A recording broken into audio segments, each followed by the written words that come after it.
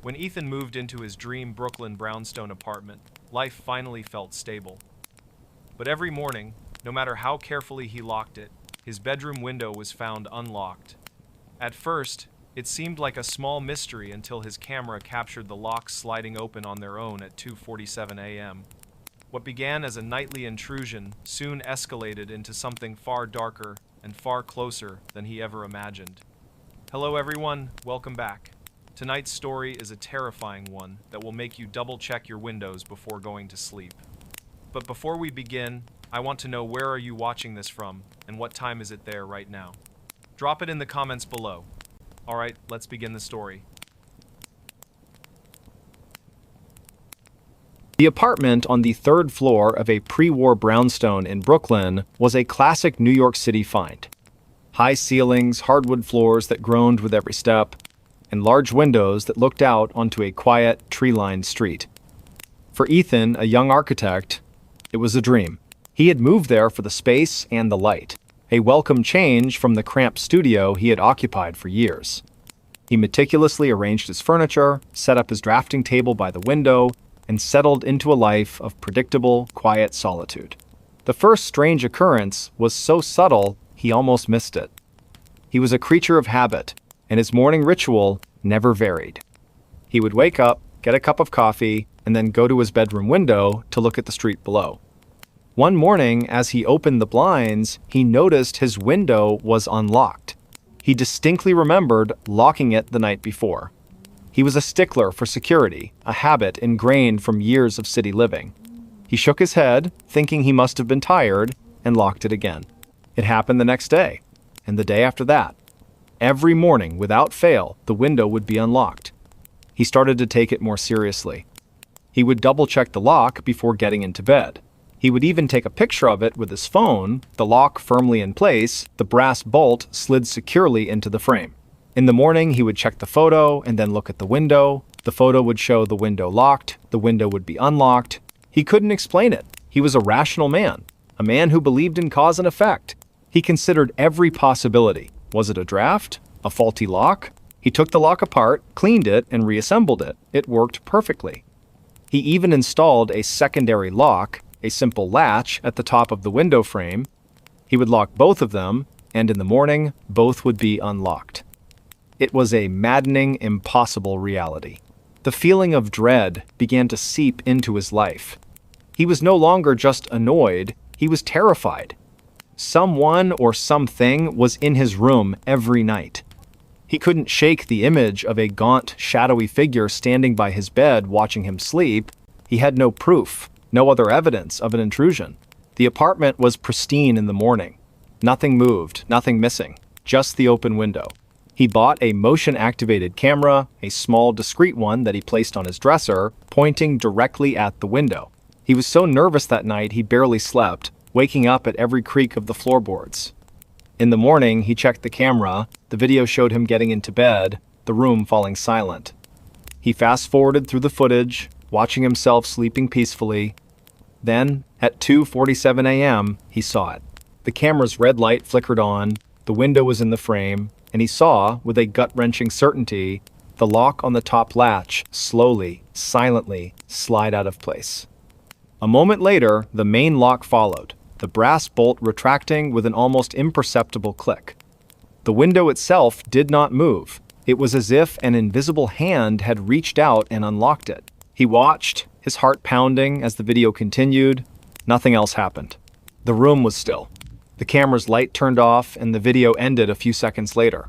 Ethan's mind was a whirlwind of fear and disbelief. He had proof. There was a presence in his room, an entity that was not human that was unlocking his window every night. But why? What did it want?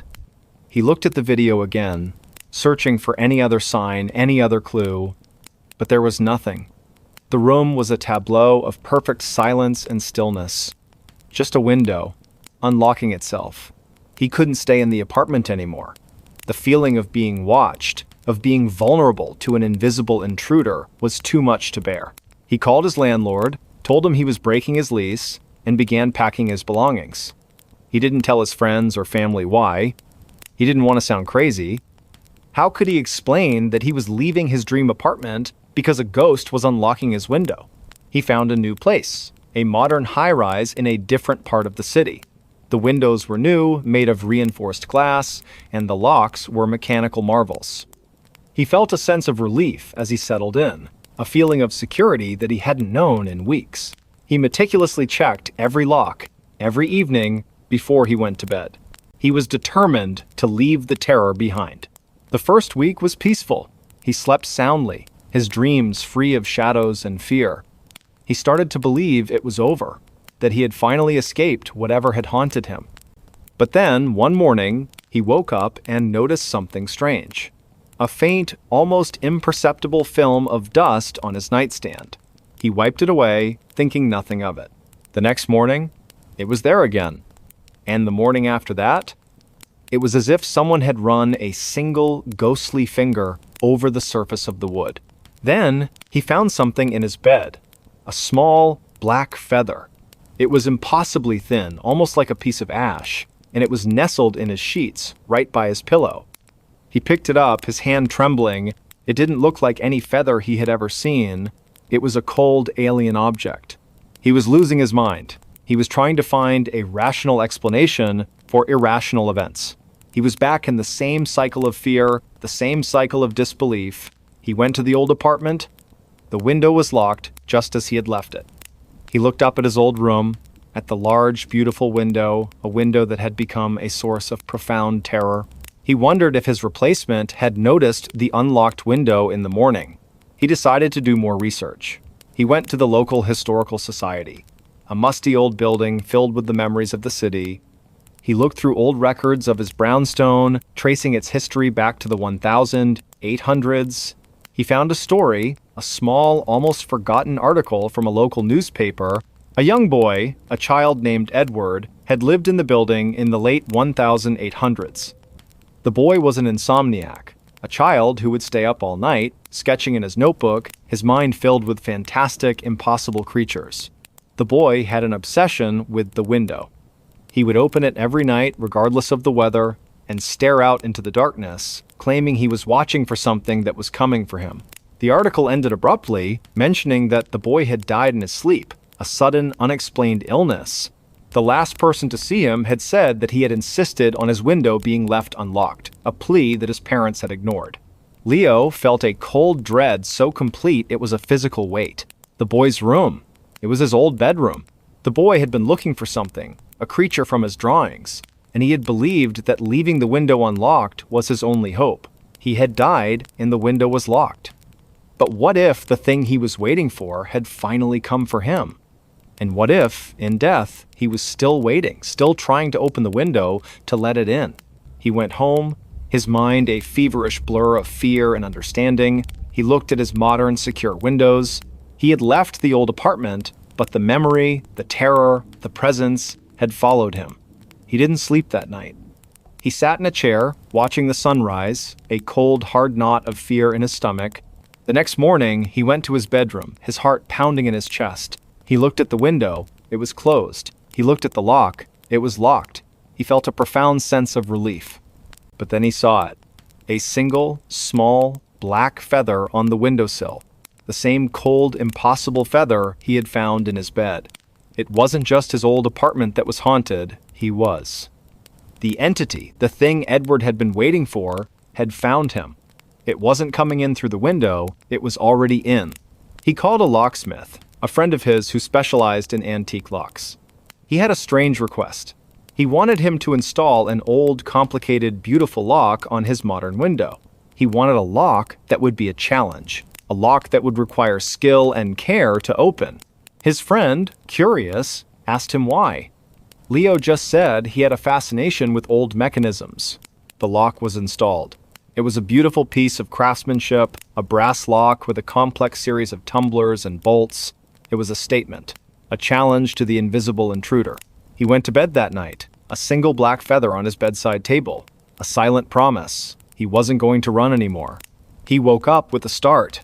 The clock on his nightstand read 2:47 a.m. He looked at the window. It was still locked. He looked at his nightstand. The feather was gone. He felt a deep, profound sense of terror. It was no longer a game of unlocking windows. It was a game of possession. The entity was in his home, in his life, and it was moving his things, taunting him. The terror was no longer a silent presence. It was an active force. He spent the next few months living in a constant state of fear. He would come home to find objects moved, his keys on a different hook, his books in a different order. He would find these small black feathers in the most impossible places, in his coffee mug, in his shoe, in his pocket.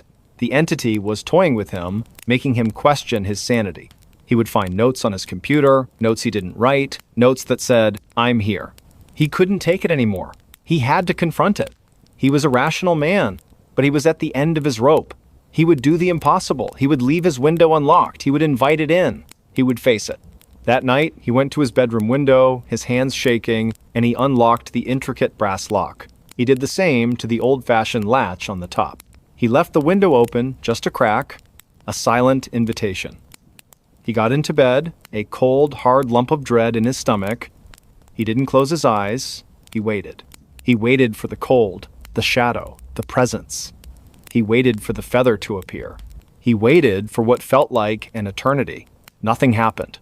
The sun began to rise, casting a pale glow into his room. He was exhausted, but he had no fear. He looked at his window. It was still unlocked. He looked at his nightstand. There were no feathers. He felt a profound sense of confusion.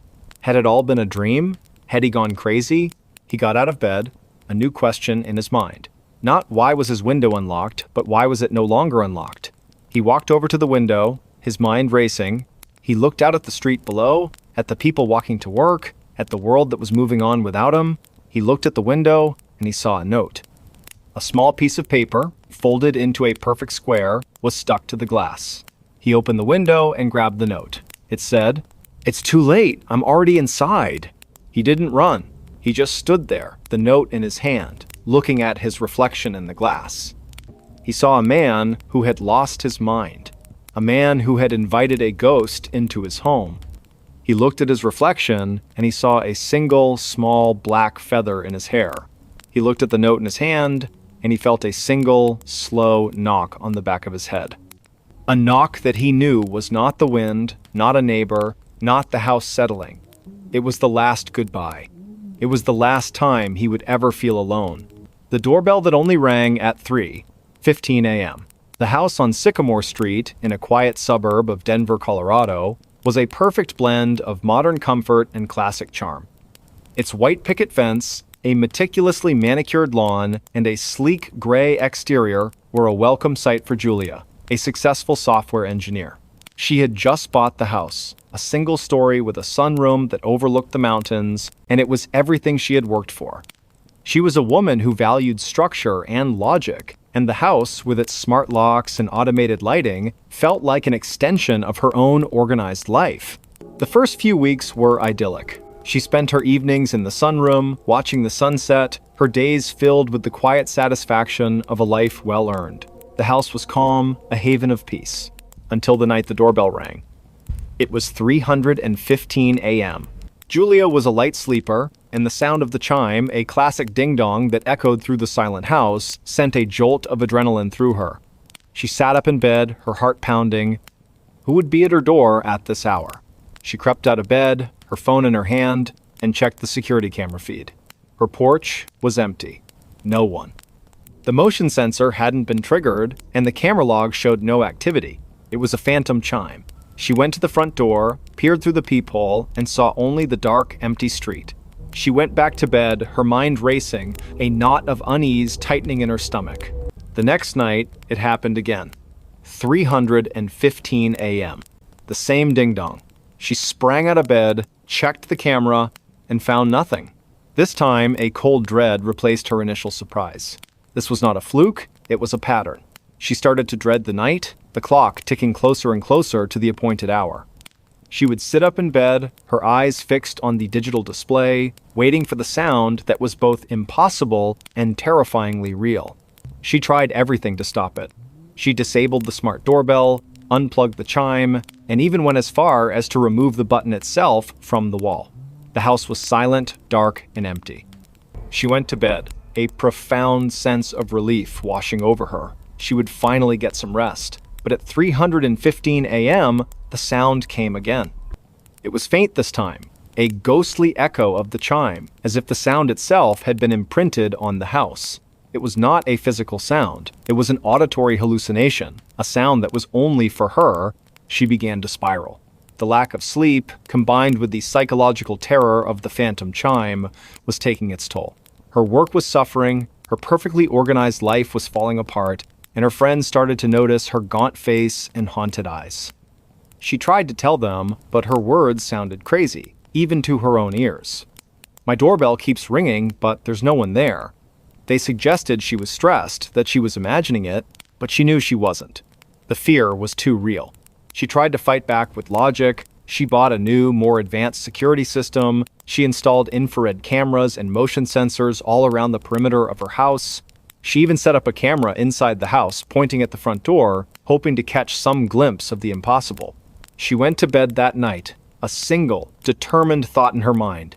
She would find an answer. At 3:15 a.m., the faint, ghostly ding-dong echoed through her room.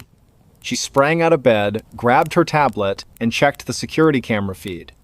The outside cameras were still, the street was empty, and the motion sensors showed no activity. She switched to the inside camera, and her blood ran cold. The camera showed her front door, perfectly still and unremarkable. But as she watched, she saw a faint indentation appear on the surface of the wood, a small, circular impression, as if an invisible finger were pressing the now absent doorbell button. It was a phantom touch, a contact that was only visible to the camera's eye. The indentation lingered for a moment and then faded. The phantom chime had been the sound of an invisible visitor, an impossible presence that was trying to get into her house. Julia's mind reeled. This was not a hallucination. This was real. She was being haunted. But why? What did it want? She went back to the footage, pausing it, zooming in on the circular indentation. It was a perfect circle, a small, silent ring of pressure on her door. It was a persistent, patient, and terrifying attempt to get her attention. She had lived in this house for weeks, and this thing had been there all along, waiting for the opportune moment, for the dead of night, to announce its presence. She couldn't stay. She put the house on the market, desperate to escape the phantom chime and the invisible visitor. She packed her belongings with a frantic energy, throwing things into boxes without care. She just needed to be out. She needed to be gone before the next night. The house sold quickly, and she moved into a high-rise apartment in the city, a place with a doorman and security cameras on every floor. She felt a profound sense of relief as she settled in. The city noise was a comforting blanket, a constant, predictable sound that kept the silence at bay. She slept soundly for a week, and then two. She started to believe she had escaped. But some things can't be escaped. Sometimes a haunting is not about a place, it's about a person. One night, she was having a restless dream. A dream of a long, dark hallway and a ringing sound in the distance. She woke up with a jolt, her heart pounding. The clock on her nightstand read 3:15 a.m. A profound, icy coldness filled her room, seeping into her skin. She heard a sound, a faint, impossible ding-dong. It was not coming from her doorbell, it was coming from inside her phone. A ghostly echo, a notification sound she had never heard before. She looked at her phone. There was a notification on her calendar. It said, "Time to open the door." Her mind went blank with terror. It had followed her. It had found her. It was not the house. It was her. The doorbell wasn't meant for the house. It was meant for her. It was a silent, persistent knock on her soul, a plea for her to let it in. She looked at the door of her apartment, a solid, modern, locked door. She imagined the circular indentation on the surface of the wood, the invisible finger pressing against it, patiently waiting for her to respond. She knew she couldn't run anymore. This wasn't a problem she could solve with technology or logic. This was something ancient, something that had found her for reasons she couldn't fathom. She had to face it. That night, she made a decision. She would open the door. She sat in a chair in her living room, her eyes fixed on the clock on her phone. She felt the coldness, the familiar dread. The clock ticked closer to 3:15 a.m. She took a deep breath. She was a woman who valued structure and logic, and the most logical thing to do was to face the impossible. 3:15 a.m. The sound came. The faint, ghostly ding-dong, a sound that was not in her ears but in her mind. She stood up, her legs shaking, and walked to her front door. She took a deep breath, and with a hand that was surprisingly steady, she unlocked the deadbolt. She turned the knob and slowly, deliberately, pulled the door open. The hallway outside was empty. The lights were on, the cameras were on, and there was no one there. She felt a profound sense of confusion. She had expected a gaunt figure, a shadow, a presence. But there was nothing. The doorbell didn't ring again. She stood there for a long moment, looking at the empty hallway. She closed the door, locked it, and went back to bed. She slept soundly for the first time in months. She had faced her fear, and it had vanished. She woke up the next morning, feeling a sense of peace and liberation she had never known. She thought about the phantom chime, about the ghost that had haunted her. It was over. She was free. But some things are not that simple. As she was getting ready for work, she noticed something strange on her left hand. On her ring finger, a small circular impression, a faint, ghostly bruise, as if an invisible ring had been pressed onto her skin. She tried to rub it off, but it wouldn't fade. It was a permanent mark, a silent souvenir of the night she had opened the door. She looked at her hand, and she felt a sudden, deep sense of understanding. It wasn't about a door. It was about a commitment. She had invited it in. She had accepted its presence. The doorbell was not a request to enter. It was a symbol of a promise. She had been chosen. And the phantom chime had been the sound of an unseen ceremony. She was now bound to the thing that had haunted her, a partner in a haunting she had no memory of. And sometimes, when she's alone and the city is quiet, she looks at her hand, at the faint, circular bruise, and she hears it, a soft, gentle knock. A knock that is not a chime, but a promise. A knock that has followed her and will continue to follow her for the rest of her life. She is not just a homeowner anymore. She is a bride to a ghost. And the phantom chime was the sound of her wedding bells. He woke up and realized someone had tucked him in. The small one-bedroom apartment on the edge of downtown Chicago was everything Alex needed. A cozy space, a view of the skyline, and the comforting anonymity of a bustling city. He was a creature of habit, a man who lived a solitary and predictable life. He worked long hours as a data analyst, and his evenings were a quiet rhythm of takeout, a good book, and a sound sleep. His bed was his sanctuary, a place of peace and rest after a long day of numbers and spreadsheets. He was a man who believed in facts, in data, and in the tangible world.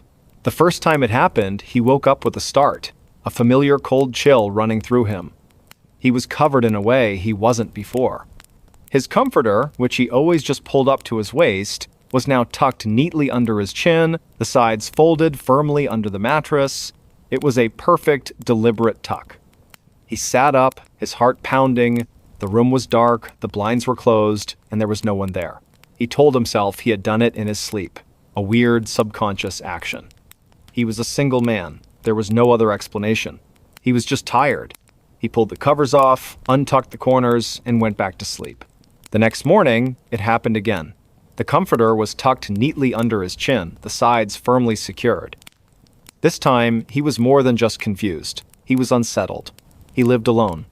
The door was locked, the windows were sealed. He had no pets. He spent the entire day at work in a state of unease, his mind replaying the image of the perfectly tucked blanket. He couldn't shake the feeling of an unseen presence in his bedroom.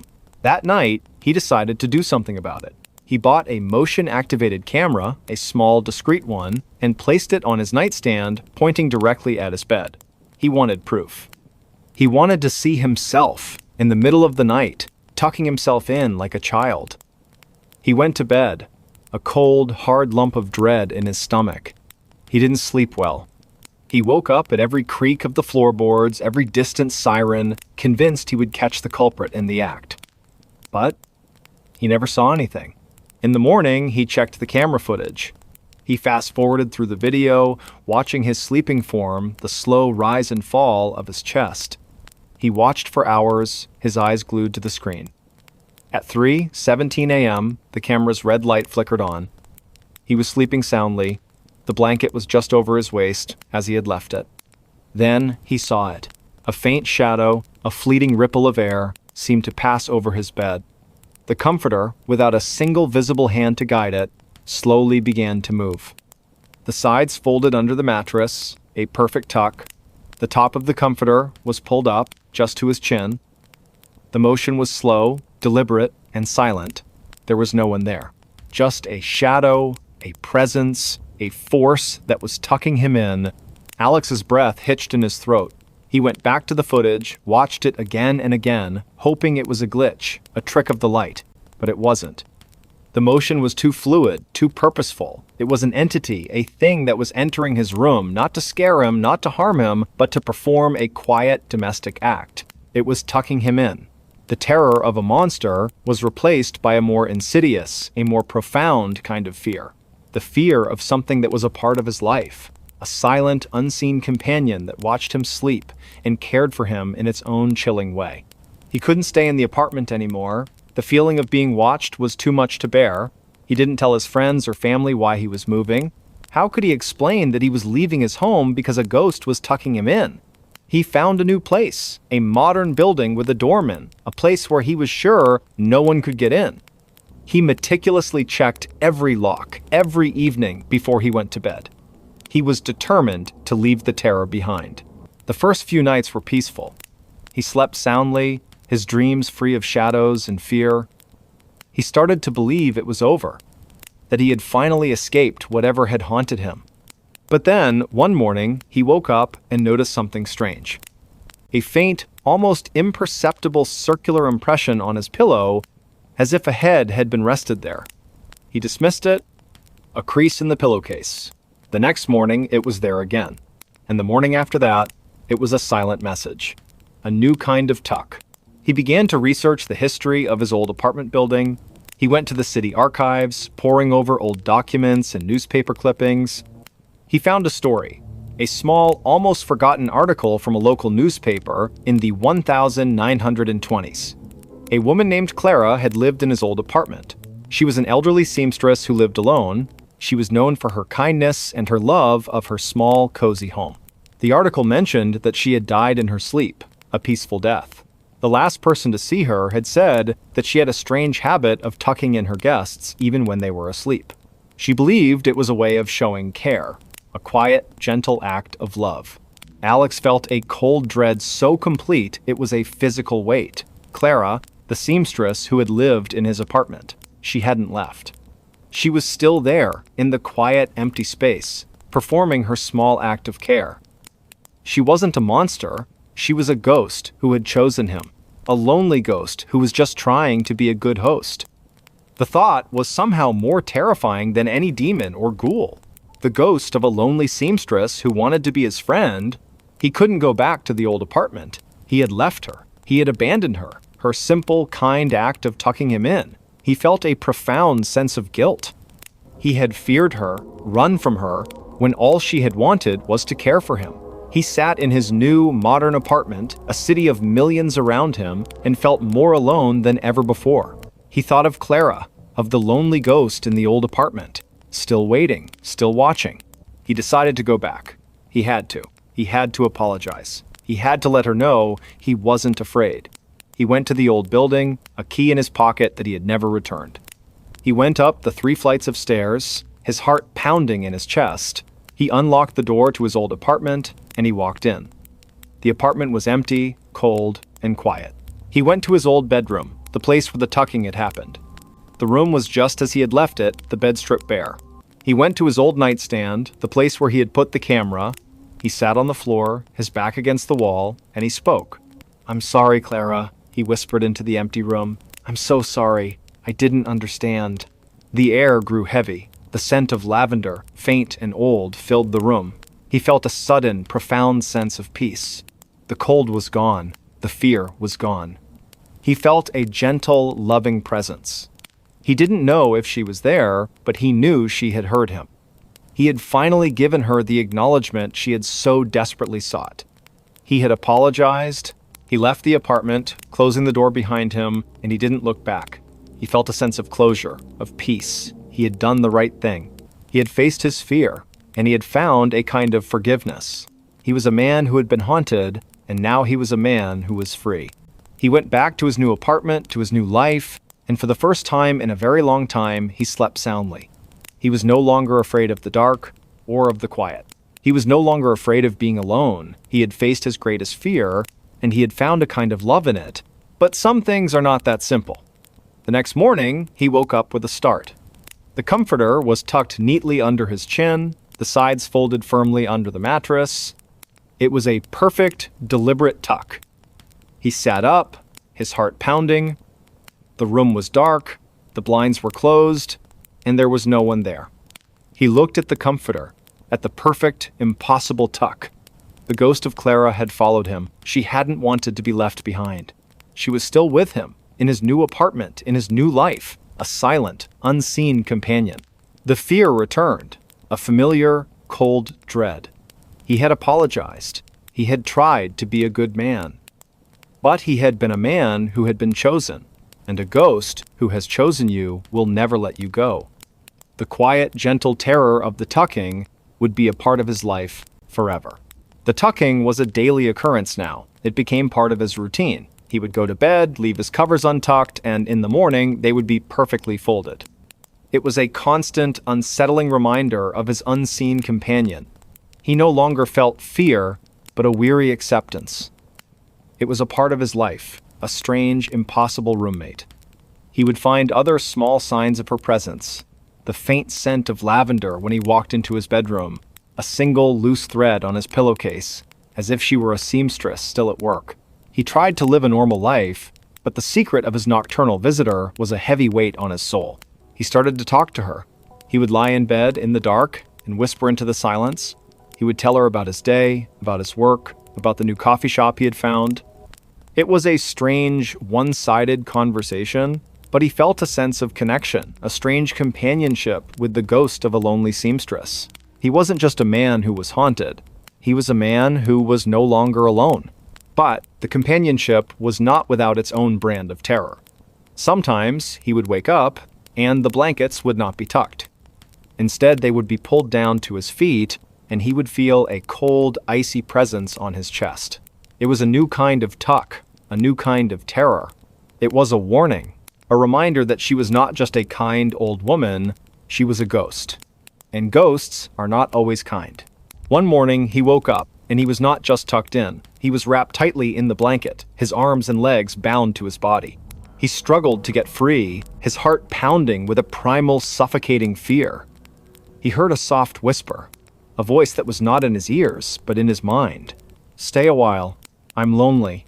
He finally managed to get free, his body shaking with terror.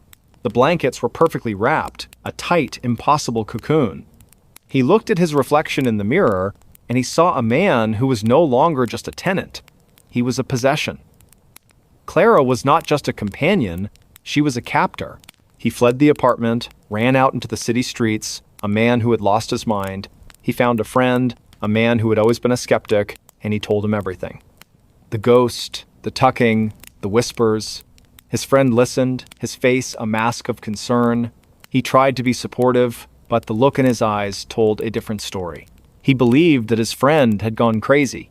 Alex knew he couldn't go back.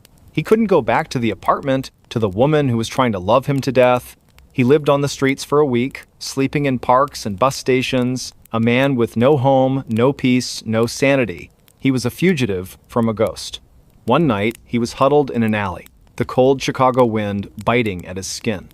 He felt a soft hand on his shoulder. He looked up, and he saw a woman. She was an old woman with a kind face and gentle eyes. She was holding a blanket. "You must be cold," she said, her voice soft and full of concern. She put the blanket around him, and gently, carefully, she tucked him in. He looked at her, and he saw a face that was both familiar and alien. It was the face of Clara. He tried to scream, but no sound came out. The woman smiled, a kind, loving smile. She sat down next to him and she began to talk. She told him about her life, about her home, about her love for her work. She talked, and he listened. A man who was no longer alone, he was with his ghost. She had followed him, she had found him, she had never let him go. The tucking was not just a gesture of care, it was a shackle, a promise that he would be hers forever. She checked her phone footage and saw herself awake. The small apartment in Austin, Texas, was a testament to Amelia's love for order. Every book on the shelf was alphabetized, the throw pillows on the couch were always perfectly fluffed, and the kitchen counters were perpetually clear.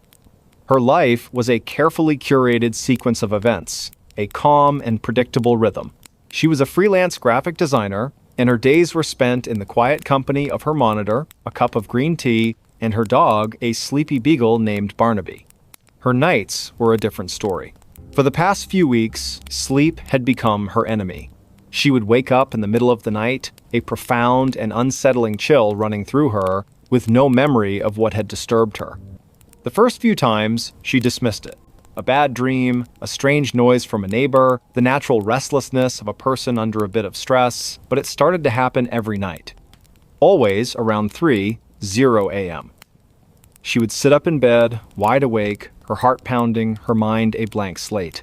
The strange awakenings started to take their toll. She was perpetually exhausted, her focus at work was suffering, and the lines of her carefully ordered life were beginning to blur.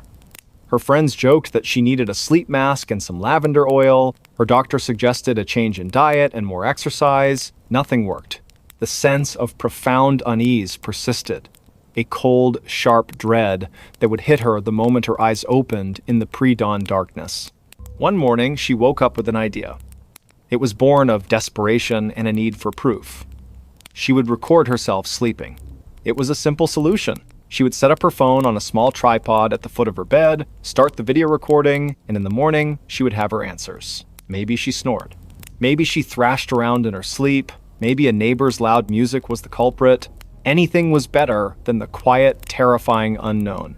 The first night, she set up the phone, pressed record, and climbed into bed, feeling a strange mixture of relief and foolishness. She fell asleep quickly, the exhaustion finally winning the battle. She woke up at 3:07 a.m., just a few minutes later than her usual time. The same icy dread washed over her. She got up, stopped the recording, and went back to sleep, her mind filled with a faint sense of disappointment that she had woken up again. The next morning, with a cup of coffee in hand, she sat down at her desk to watch the video. She fast-forwarded through the footage, watching her sleeping form, seeing the steady rise and fall of her chest, Barnaby curled up at her feet. She skipped ahead to the 3:00 a.m. mark. She watched herself stir in her sleep, her body tensing, and then her eyes snapped open, just as she remembered. She sat up in bed, her face a mask of fear. She watched herself look around the room, her head slowly turning from side to side. Then, she saw something else on the screen, something she hadn't seen in the moment. In the background of the shot, just by the open closet door, a shadow seemed to deepen. It was an unnatural movement, a thickening of the darkness. It was slow and deliberate, like someone stepping out from the shadows. She froze, a cold shiver racing down her spine. The figure was gaunt, tall, and dressed in a long dark coat. Its hands were impossibly long, the fingers like spidery branches. It took a step out of the closet and stood there, motionless, watching her sleeping form. The Amelia on the screen was looking at it now. She saw her head turn, her gaze fixed on the closet. But she didn't scream. She didn't move. She just sat there, a blank, terrified expression on her face, watching the thing in the darkness. The figure in the coat raised one of its long arms, and slowly, gently, it waved. A single, slow motion, like a farewell.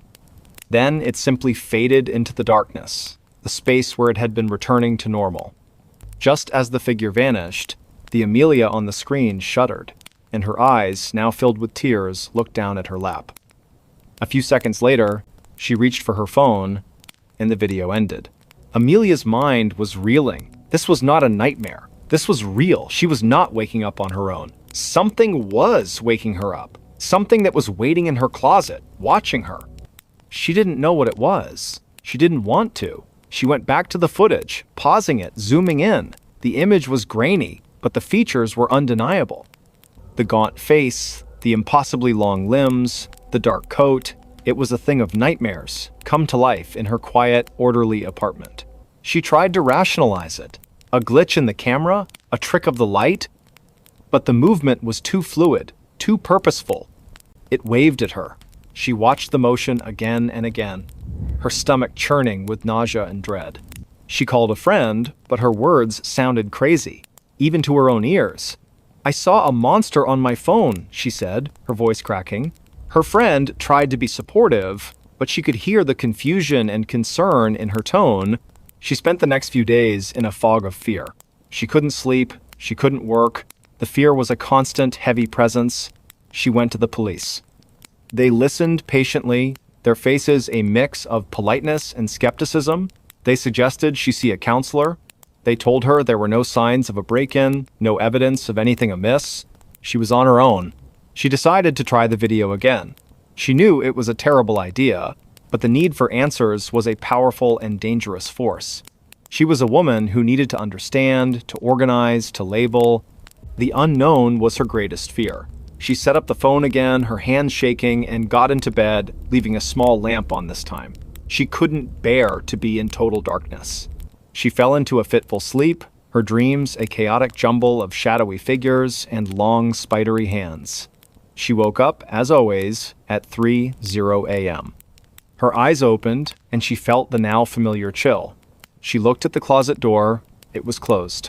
She felt a brief moment of relief. Then she heard it. A soft, rhythmic tapping. It was coming from inside her closet. A slow, gentle tapping, as if something were drumming its fingers on the back of the door. The sound was not loud, but it was so deliberate, so unnatural, that it was 1,000 times more terrifying than a scream. She watched the closet door, her eyes wide with fear. The tapping stopped. Then she heard a faint, scratching sound. It was coming from the floor, just beneath the door. She watched as a small, thin, black object slid out from under the door. It was a piece of paper, folded into a perfect square. It was pushed all the way out into the middle of the floor, and then the scratching sound stopped. She was too terrified to move, to breathe.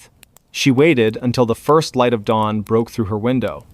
The terror had given way to a quiet, cold determination. She got out of bed, her body stiff with fear. She went to the paper and picked it up. Her hands were shaking so badly she could barely unfold it. Inside, there was a single sentence, written in a spidery, unsettling script. "I miss our conversations." Her mind went blank. Conversations? What conversations? She didn't remember any conversations with a shadowy figure. The thought was horrifying. She had been awake. The video had shown her. But she had no memory of it. The thing in her closet was waking her up and speaking to her, and then somehow making her forget. It was more than a presence. It was a parasitic memory, a dark companion that was slowly, patiently stealing her waking hours. She ran. She didn't pack anything. She grabbed Barnaby, her keys, and her wallet, and she ran out of the apartment. She didn't stop to call anyone. She drove to the nearest motel, checked in, and sat on the bed in the middle of a brightly lit room, her phone footage playing on a loop. She watched herself, her sleeping self, a quiet, unsuspecting prey, and she watched the shadowy figure, a patient predator, waiting for her to wake up. She never went back to the apartment. She abandoned her furniture, her belongings, her carefully curated life. She moved to a new city, a place with a different time zone, where 3:00 a.m. was not 3:00 a.m. anymore. She installed security cameras throughout her new apartment, and she never, ever slept with her closet door closed. She started therapy, a long, difficult process of trying to understand the gaps in her memory and the nature of the fear that had become a constant companion. She learned about dissociative amnesia, about the mind's way of protecting itself from trauma, but she knew this wasn't just a psychological break. It was something else. Months turned into a year. She was beginning to heal. She had a new job, new friends, a new rhythm. The terror had receded, replaced by a quiet, lingering vigilance. The memory of the figure in the coat was a dull ache in the back of her mind. a scar from a wound that would never fully close. She still sometimes woke up in the middle of the night, a cold dread in her stomach, but she would check her phone, the time would be a random number, and the fear would subside. She told herself she was okay. She told herself she was safe. Then, one night, she was having a restless dream. A dream of a long, dark hallway and a gaunt figure waiting at the end. She woke up with a gasp, her heart pounding. The clock on her nightstand read 3:00 a.m. A profound, icy coldness filled her room, seeping into her skin. Barnaby, who was sleeping at the foot of her bed, suddenly sat up, his ears twitching, and he began to growl, a low, guttural sound. He was looking at the closet door. It was closed. A single, small piece of paper slid out from under the door, unfolding as it went. It was a perfect square. It came to rest in the middle of her floor. Her breath caught in her throat. She looked at Barnaby, and he was still growling, his eyes fixed on the paper. She was terrified, but a new feeling, a feeling she hadn't known before, was rising within her. It was a cold, quiet anger. This thing had stolen her peace, her home, her memories. It had chased her across states. She wasn't going to run anymore. She got out of bed, her legs trembling, but her resolve firm. She walked over to the paper, and with a hand that was surprisingly steady, she picked it up. She unfolded it and read the words, written in that same spidery, unsettling script. "You can't outrun me." She looked at the closet door. "I know," she whispered into the darkness, her voice filled with a strange new power. She crumpled the paper in her hand and threw it in the trash. She went back to her bed and lay down, her heart still pounding, but the fear was different now. It was no longer a terror that paralyzed her. It was a challenge. She had been a victim for too long. She had been running. But what would happen if she stood still? She didn't know. But she was finally willing to find out. She would stay in this apartment, she would find out what this thing was, what it wanted, and she would fight it. She wasn't going to let it steal another minute of her life. She looked at her phone, at her reflection in the dark screen. The woman staring back at her was still afraid. But she was no longer just a victim. She was a warrior. And for the first time in a very long time, she was finally home. She wasn't going to let the shadows win. The stranger who sat at the edge of her bed and vanished.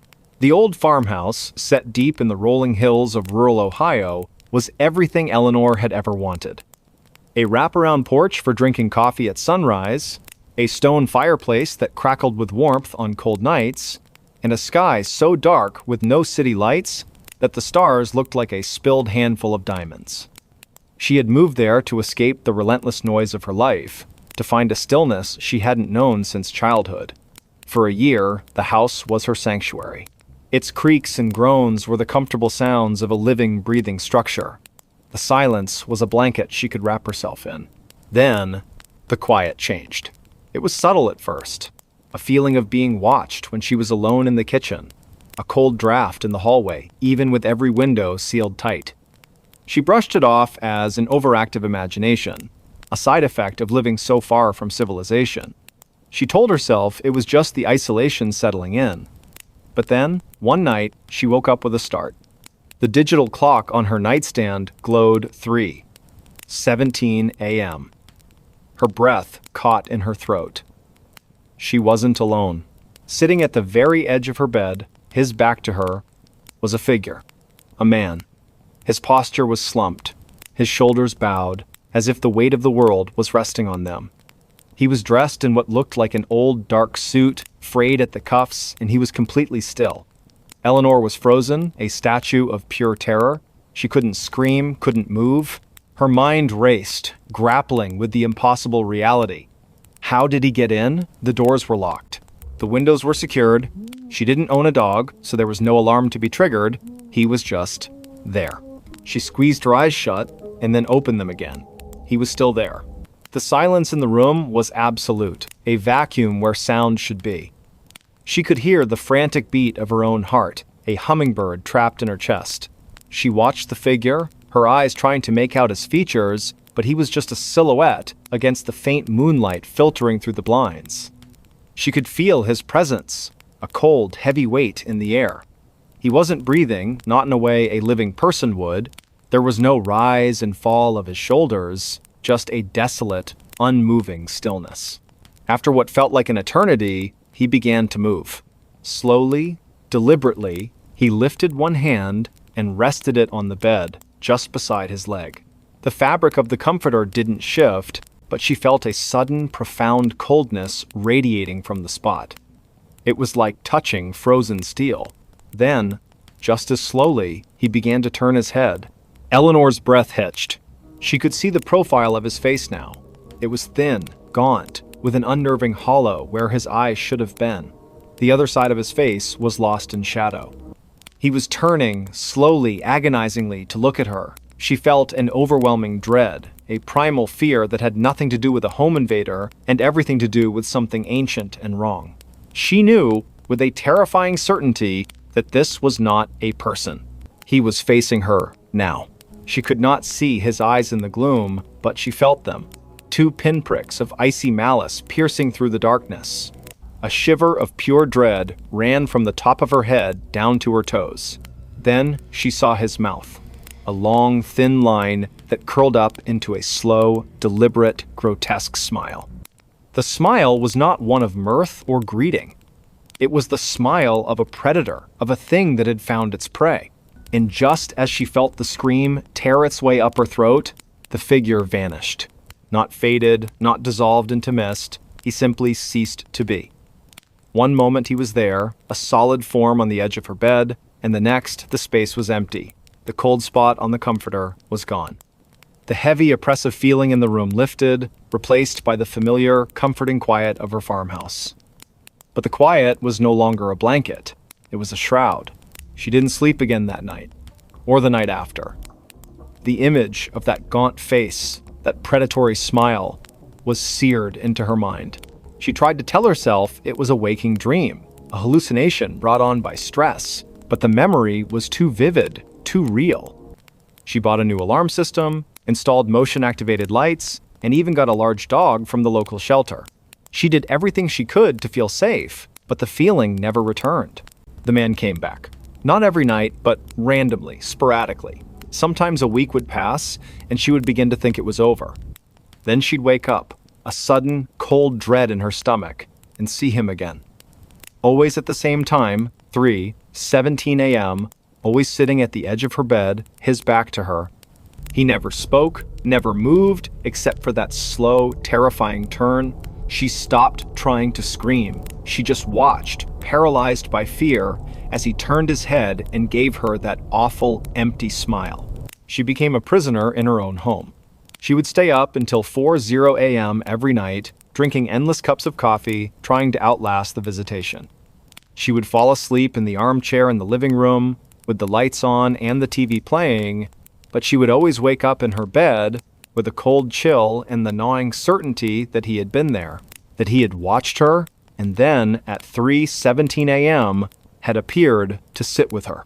She began to notice other things.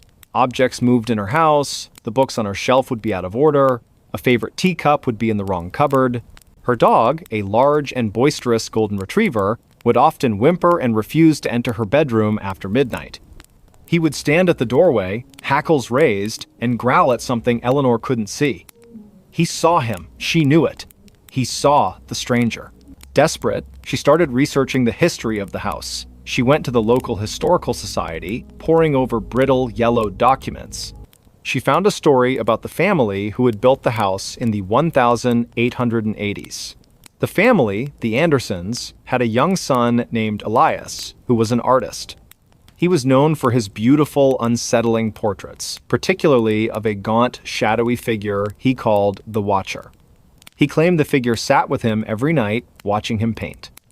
The story ended abruptly. Elias was found dead in his bed, an expression of profound terror frozen on his face.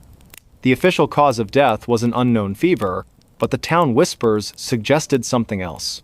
Eleanor felt a cold dread, so complete it was a physical weight. The date of Elias's death? October 17th, 3:17. The time of her own terrifying visitations. Elias had seen the stranger too. He had painted him, given him a name, and then he had died. Was that what the stranger wanted? To be acknowledged? To be seen? The thought was terrifying. It wasn't a haunting, it was a possession, a slow, patient claiming of a soul.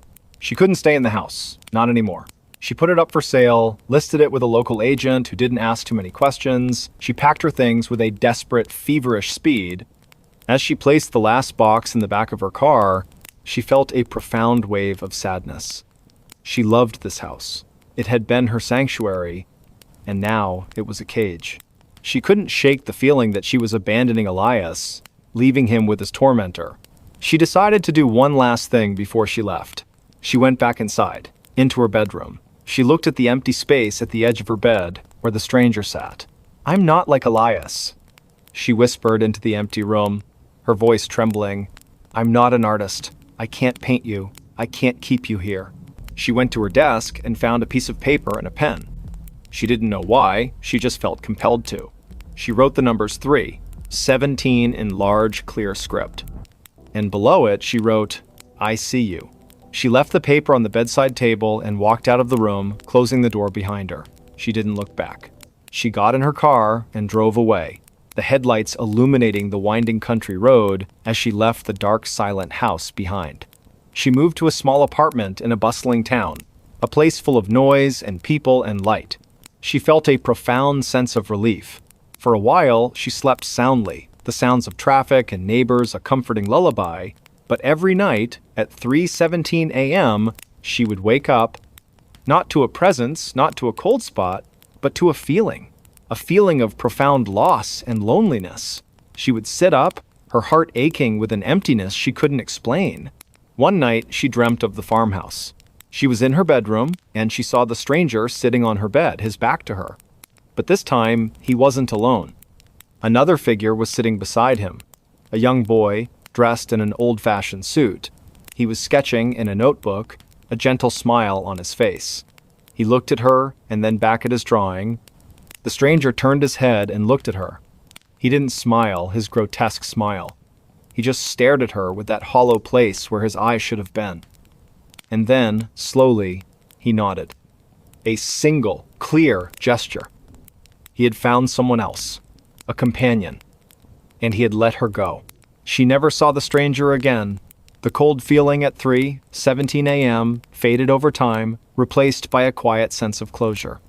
She often wondered what had happened to Elias, and why the stranger had chosen him, and then her. She realized, in the end, that it hadn't been an act of malice. It had been a slow, lonely companionship. The stranger had been looking for a friend, a kindred spirit, a fellow watcher of the night. And now, he had found one.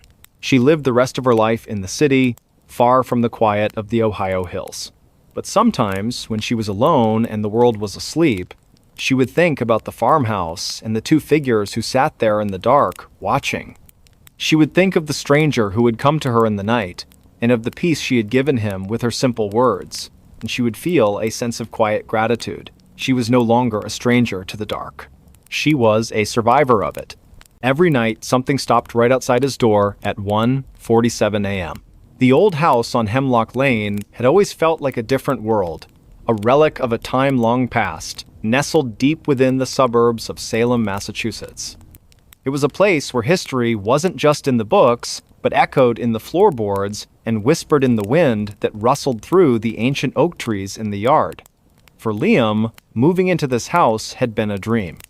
A quiet, sprawling place with a fireplace and a library that smelled of old paper and leather. A perfect escape from the relentless hustle of city life. The first few weeks were idyllic. He spent his days painting the walls, replacing old fixtures, and trying to coax the garden back to life. The nights were calm, filled with the gentle hum of the refrigerator and the distant sound of crickets. That is, until the first night it happened.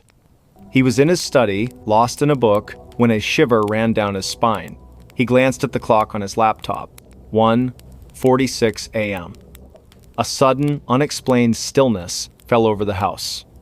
The crickets outside went silent. The hum of the fridge faded into nothing. The air grew heavy, cold, and thick, with an unspoken presence. He held his breath, his heart pounding in his chest. Then, he heard it. A sound on the porch outside, a slow, deliberate movement on the worn wooden planks. Another one. Closer. And another. They were coming up the steps. 1, 2, 3. A steady, unhurried rhythm. He froze, his eyes wide with a mixture of fear and disbelief. He told himself it was just the house settling, just the wind playing tricks. But the sounds were too distinct, too heavy to be anything but a person. The steps reached the top of the porch. A pause. He could almost feel the presence just outside his front door. He held his breath, listening with every fiber of his being. The sounds began to move again. They were walking along the porch now, parallel to the front of the house. He could hear them passing the living room window. He imagined a dark figure, cloaked in shadow, pacing back and forth just a few feet away. The sound of the steps was unnerving. They were not fast, not a hurried escape. They were a slow, purposeful patrol, a sentinel on a beat. Then the sound stopped, right outside his study window, the very window he was looking at. He squeezed his eyes shut, a plea to a silent God that this was all a dream. When he opened them, the window was still dark, reflecting his own terrified face. And then he heard the faintest sound, a soft, gentle scratching, as if a fingernail were being dragged along the window pane. The scratching stopped.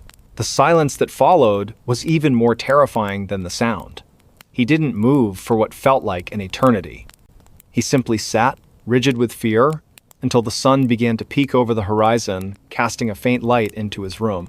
He didn't sleep that night, or the next, or the one after that. Every night, it was the same. The silence at 1:46 a.m.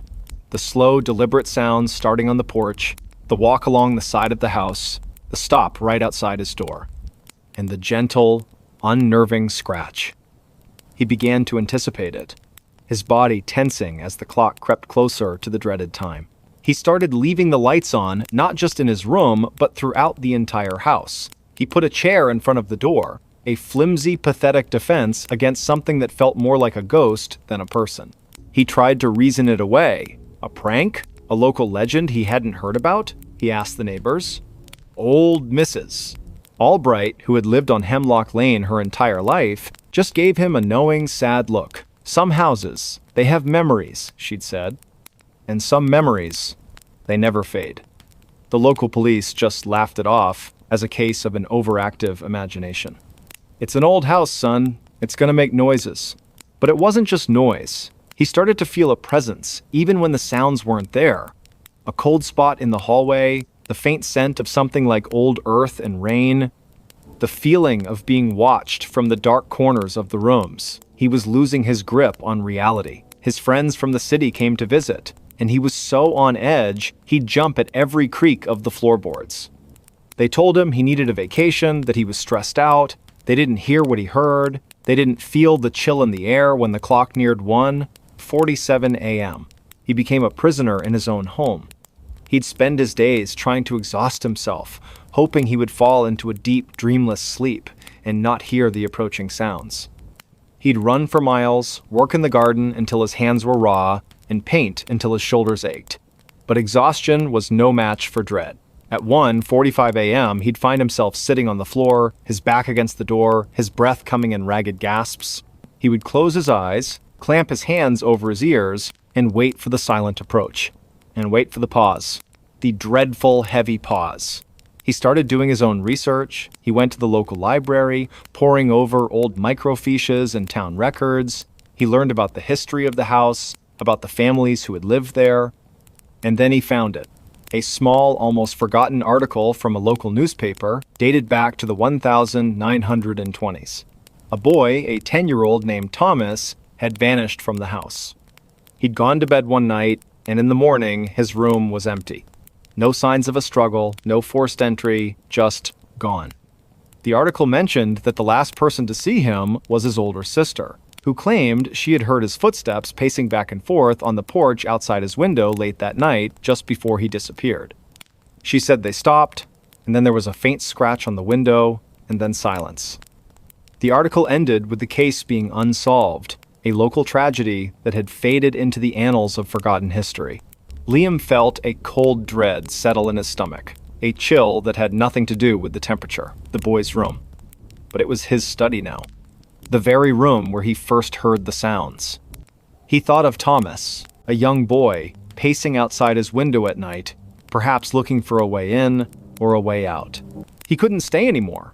The house, his dream house, had become a tomb. He called a real estate agent, put the place on the market, and made plans to move back to the city. He didn't care about the money, he just wanted to be free. He packed his belongings with a frenzied, desperate energy, tossing things into boxes without care. He had to be out before the next night. He had to be. The last box was packed. The car was loaded. He had the keys in his hand, ready to leave. He took one last look around the empty, cavernous house. He saw the peeling wallpaper, the stained floorboards, and the way the shadows clung to the corners.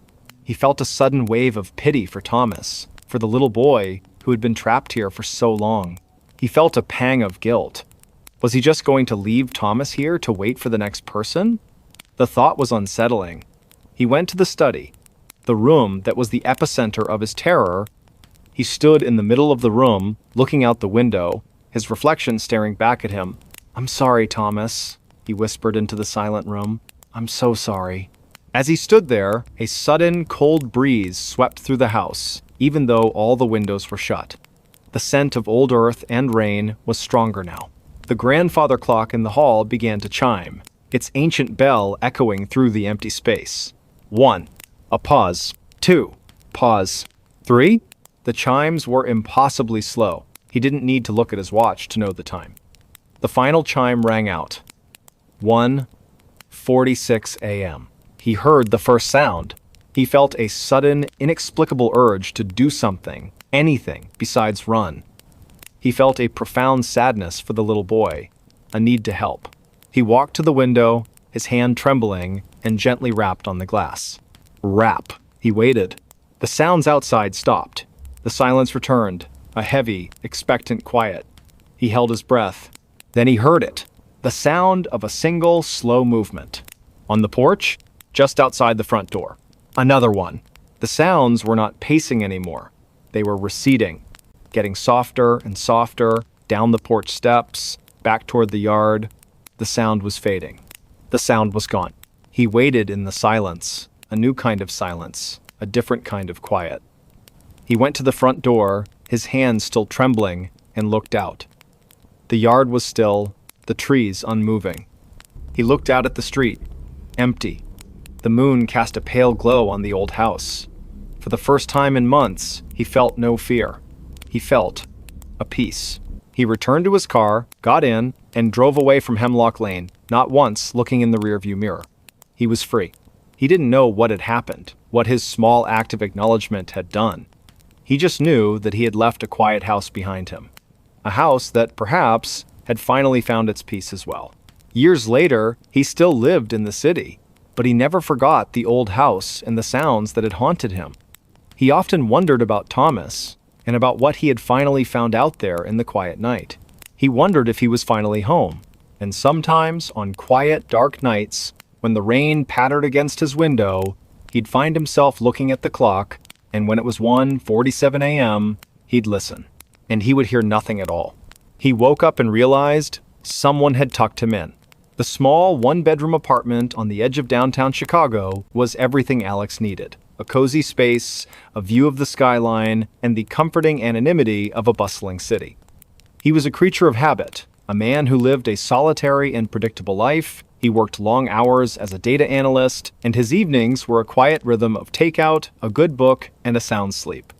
His bed was his sanctuary, a place of peace and rest after a long day of numbers and spreadsheets. He was a man who believed in facts, in data, and in the tangible world. The first time it happened, he woke up with a start, a familiar cold chill running through him. He was covered in a way he wasn't before. His comforter, which he always just pulled up to his waist, was now tucked neatly under his chin, the sides folded firmly under the mattress. It was a perfect, deliberate tuck. He sat up, his heart pounding. The room was dark, the blinds were closed, and there was no one there. He told himself he had done it in his sleep, a weird, subconscious action. He was a single man. There was no other explanation. He was just tired. He pulled the covers off, untucked the corners, and went back to sleep. The next morning, it happened again. The comforter was tucked neatly under his chin, the sides firmly secured. This time, he was more than just confused. He was unsettled. He lived alone. The door was locked, the windows were sealed. He had no pets. He spent the entire day at work in a state of unease, his mind replaying the image of the perfectly tucked blanket. He couldn't shake the feeling of an unseen presence in his bedroom. That night, he decided to do something about it. He bought a motion-activated camera, a small, discreet one, and placed it on his nightstand, pointing directly at his bed. He wanted proof. He wanted to see himself, in the middle of the night, tucking himself in like a child. He went to bed, a cold, hard lump of dread in his stomach. He didn't sleep well. He woke up at every creak of the floorboards, every distant siren, convinced he would catch the culprit in the act. But he never saw anything. In the morning, he checked the camera footage. He fast-forwarded through the video, watching his sleeping form, the slow rise and fall of his chest. He watched for hours, his eyes glued to the screen. At 3:17 a.m., the camera's red light flickered on. He was sleeping soundly. The blanket was just over his waist, as he had left it. Then he saw it. A faint shadow, a fleeting ripple of air, seemed to pass over his bed. The comforter, without a single visible hand to guide it, slowly began to move. The sides folded under the mattress, a perfect tuck. The top of the comforter was pulled up, just to his chin. The motion was slow, deliberate, and silent. There was no one there. Just a shadow, a presence, a force that was tucking him in. Alex's breath hitched in his throat. He went back to the footage, watched it again and again, hoping it was a glitch, a trick of the light. But it wasn't. The motion was too fluid, too purposeful. It was an entity, a thing that was entering his room, not to scare him, not to harm him, but to perform a quiet domestic act. It was tucking him in. The terror of a monster was replaced by a more insidious, a more profound kind of fear. The fear of something that was a part of his life. A silent, unseen companion that watched him sleep and cared for him in its own chilling way. He couldn't stay in the apartment anymore. The feeling of being watched was too much to bear. He didn't tell his friends or family why he was moving. How could he explain that he was leaving his home because a ghost was tucking him in? He found a new place, a modern building with a doorman, a place where he was sure no one could get in. He meticulously checked every lock, every evening before he went to bed. He was determined to leave the terror behind. The first few nights were peaceful. He slept soundly, his dreams free of shadows and fear. He started to believe it was over, that he had finally escaped whatever had haunted him. But then, one morning, he woke up and noticed something strange. A faint, almost imperceptible circular impression on his pillow, as if a head had been rested there. He dismissed it, a crease in the pillowcase. The next morning, it was there again. And the morning after that, it was a silent message. A new kind of tuck. He began to research the history of his old apartment building. He went to the city archives, poring over old documents and newspaper clippings. He found a story, a small, almost forgotten article from a local newspaper in the 1920s. A woman named Clara had lived in his old apartment. She was an elderly seamstress who lived alone.